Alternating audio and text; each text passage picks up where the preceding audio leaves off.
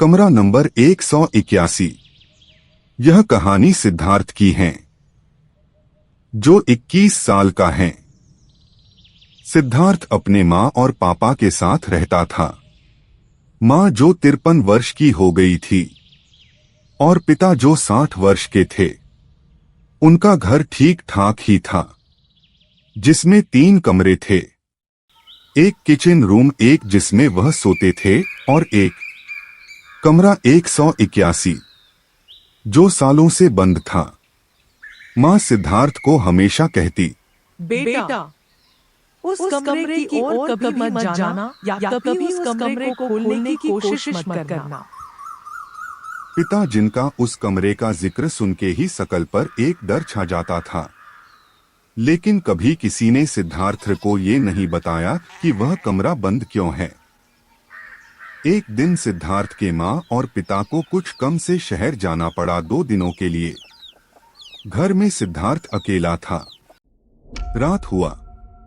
सिद्धार्थ अपने बिस्तर पे लेटा हुआ था। घड़ी में जैसे ठीक रात के 12 बजे। सिद्धार्थ को किसी के चलने का आवाज आया। वह आवाज सुन के डर गया और फिर बिस्तर से उठ के देखने गया कि आवाज आ कहां से रहा है।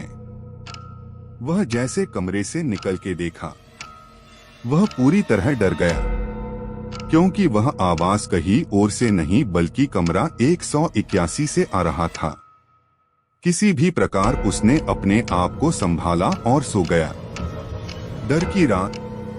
अगले दिन रात ठीक 12 बजे सिद्धार्थ सोया था।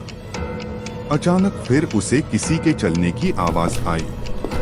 फिर वह उठ के गया देखने। सिद्धार्थ जैसे कमरे से निकल के देखा, वह वही जमसा गया, क्योंकि आज कमरा 181 खुला हुआ था। अचानक कुत्तों की चिल्लाने की आवाज आने लगा। अब वहां सिद्धार्थ का हालत खराब होने लगा। वह भागने की कोशिश करता, लेकिन उसका पैर साथ नहीं दे रहा था। सिद्धार्थ पूरी तरह से डर गया।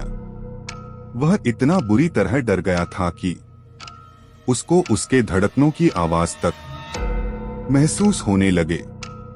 आज भी सिद्धार्थ किसी भी प्रकार अपने आप को संभाला और जाके सो गया, जैसे कि सब ठीक हो गया हो। अगली सुबह शुभ होते ही सिद्धार्थ के माँ और पिता आए, लेकिन सिद्धार्थ ने किसी से कुछ नहीं बोला। रात हुआ।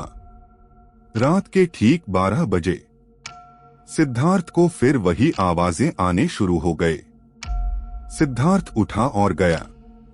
आज भी कमरा 181 खुला हुआ था और कमरे से आवाज आ रही थी जैसे कि कोई उसका नाम लेके उसको बुला रहा हो। लेकिन आज सिद्धार्थ बिल्कुल नहीं डरा, बल्कि वह कमरे की ओर जाने लगा। सिद्धार्थ के अंदर जाने के बाद क्या हुआ, जानने के लिए सब्सक्राइब और कमेंट जरूर करें। मिलते हैं अगली वीडियो में, तब तक के लिए बाय बाय।